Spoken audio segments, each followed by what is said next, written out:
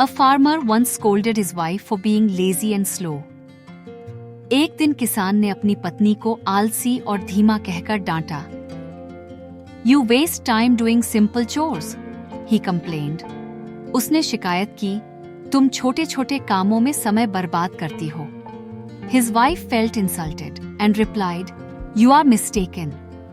उसकी पत्नी को अपमान महसूस हुआ और बोली, तुम गलत हो. Tomorrow I'll go to the field.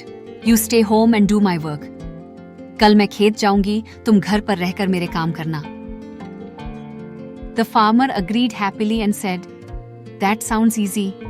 किसान ने खुशी से कहा, ये तो आसान लगता है. The wife listed the tasks.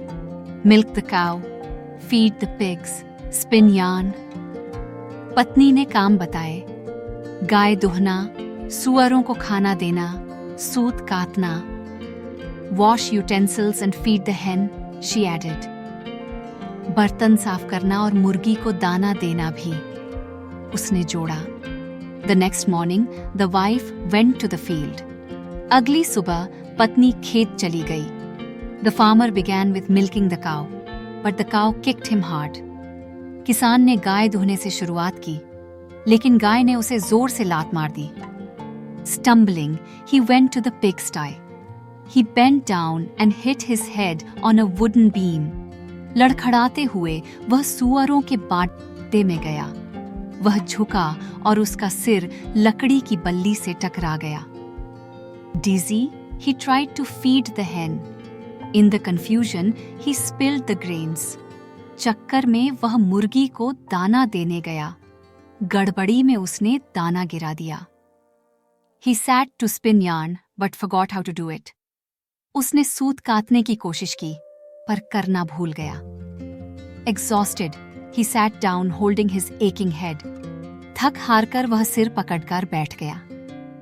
His wife returned in the evening after hard work in the field. उसकी पत्नी खेत से खड़ी मेहनत के बाद शाम को लौटी. Seeing the mess, she smiled. The farmer felt ashamed. गड़बड़ी देखकर पत्नी मुस्कुराई. किसान को शर्म आई.